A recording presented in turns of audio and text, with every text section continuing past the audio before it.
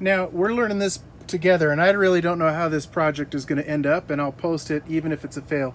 But this is the cable that came with the new camera, backup camera, and it's got two ends. One that hooks into the front side of the actual head unit of the display, and this one goes to the camera.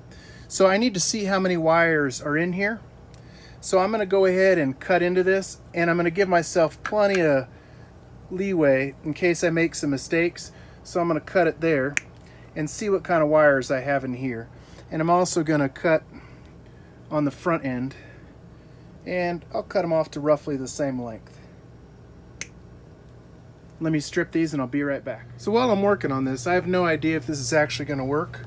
I think the power is disconnected. I did test this and it seemed to be disconnected, so I'm going to cut into this and see what I've got wire-wise. So it looks like if I open this up, when I cut it apart, I have a thicker, it's almost like a coax cable, and I don't know exactly what each of these are used for, but I've got a total of 6 wires: orange, blue, black, white, purple, and red.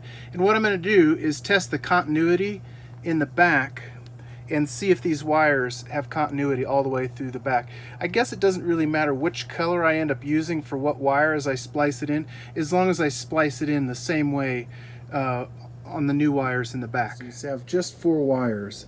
This white is a ground, the red is a hot wire, and then this here is a mini coax, basically. Just like a coaxial cable, it's got a sheathed middle cable with surrounded by bare copper wire stranding. And if you look in here, you can see that this clear wire does have copper in it. And so really all you need to do is figure out this is to hook to a ground, and then you have to find a wire going from the front to back that doesn't have power or anything to it. I did find that some of the wires on the old cable had like the purple one had a pulsed energy.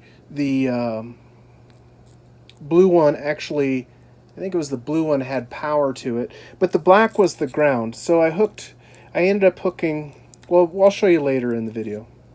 This is the finished product here. We go from the camera, goes through the pigtail and cut off the wiring, and it goes, there's the connections. The coax center goes to the coax center on the old, the sheathing coax goes to the sheathing on the old, and then the orange is that goes to the red power, and then the white is the ground. And the connections on the front are exactly the same. Now, I didn't take video of this at the time, but what I did is I used a power probe, and if you have one of these, it's so great. I mean, it's a necessity as far as I'm considered, or I consider.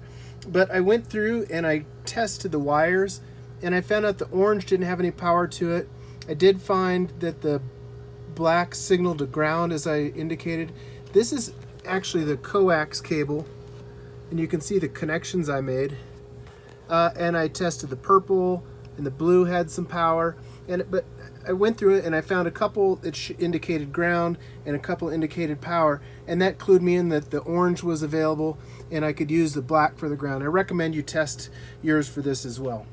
And while I still have yet to install the camera in the back, that'll be easy, but you can see that everything works as it should, and we have a wired backup camera in place of the black and white, which is a great outcome. And the whole project took only about 2 hours, including doing the filming.